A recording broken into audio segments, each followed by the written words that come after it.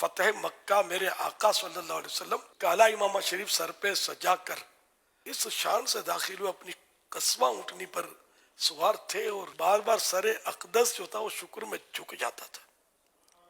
یعنی آج کوئی ملک فتح کر لے یا کوئی مطلب چھوٹا سا کرنا مگر تو یوں چلے کہ ماں بدولت نے یوں کر دیا، اس کو بھگا دیا، لیکن میرے آقا صلی اللہ علیہ وسلم نے ایسے خونخوار کفار پر جب غلبہ پایا اللہ کی رحمت سے، جو آپ کی جان لینے کی کوششیں کر رہے تھے ان کو اپنی جانوں کے لالے پڑ گئے، پھر بھی میرے آقا جھک جاتے تھے کہ مطلب ایسا شکر کا انداز، ایسی عاجزی کہ دنیا بھر کی عاجزیاں ان کے قدموں کے ناخن پر قربان، میرے آقا کے ایسی عاجزی کے ساتھ مطلب آپ مکہ مکرمہ میں داخل ہوئے۔ یار دل ہل گیا میرا یار یہ چیزیں پڑھ کے، یار کہ ہم لوگ جو ہے یار کیا مطلب بیچتے کیا یار، اتنا پھول جاتے ہیں کچھ ہم سے کارنامہ انجام ہو جائے تو کہ یہ میرا کارنامہ ہے۔ کبھی بھی مت سمجھنا کہ میرا کارنامہ ہے۔ آپ نے نوٹ کیا ہو کبھی میں اس طرح کی باتیں دعوت اسلامی کے شروع کی کرتا ہوں تو بارہا میں کہتا ہوں کہ میرے رب کا کرم ہے، میرے رب کا کرم ہے۔ ایسا نہ ہو میرے منہ سے کوئی بڑا بول نکل جائے، اور بڑے بول والے پھر کہیں نظر نہیں آتے کہ تختے الٹ جاتے ہیں۔ ایک شخصیت تھی جس کے مطلب یہ کہ بہت چاہنے والے تھے، اور نمازیوں کی اتنی بھیڑ ہوتی تھی، خاص کر عید میں روڈ بھر جاتا تھا، اتنا ہجوم تھا۔ تو رمضان المبارک میں کوئی ان کے خطاب میں ایسا جملہ نکل گیا، قوم ہو گئی ناراض ان سے، اور عید اس حال میں ہوئی کہ ایک کا دو صفیں مسجد کے اندر بنی، لوگ خلاف ہو گئے، یہ کیا بات کرتی۔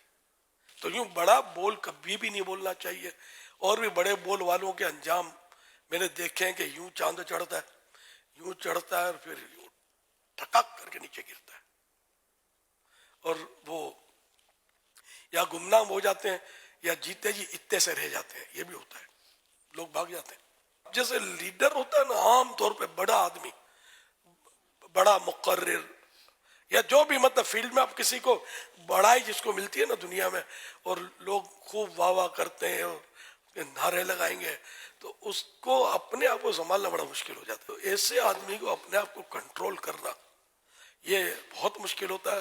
نفس و شیطان اس کے ساتھ لگے ہوتے ہیں، اور اس کو جتنا شیطان گرانے کی کوشش کرے گا نا کہ اس کو گراؤ لاکھوں گر جائیں گے۔ نگران ہیں یا ذمہ داران ہیں، وہ کبھی بھی اپنے ماتحتوں کے سامنے ایسا اظہار نہ کرے کہ میں تم سے برتر ہوں، تم کو ماحول میں لایا ہوں، کیا میرے سامنے زبان نکالتا ہے؟ نہیں، جو بھی کیا رب نے کیا۔ میں نے آقا کی مثال دی نا کہ میرے آقا سے بڑھ کر ہے کون یار، کوئی آئے تو اسی سامنے ہے ہی نہیں کوئی۔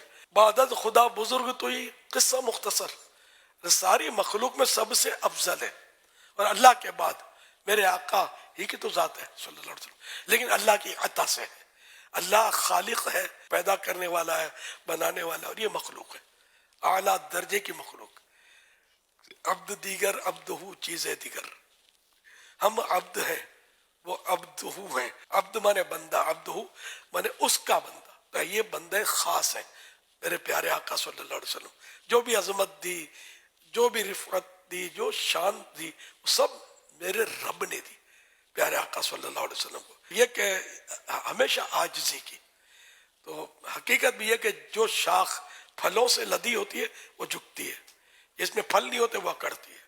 تو اللہ پاک ہمیں پھلدار شاخ بنائے کہ ہم اکڑے نہیں، اس کی بارگاہ میں جھکے رہیں، جھکے رہیں۔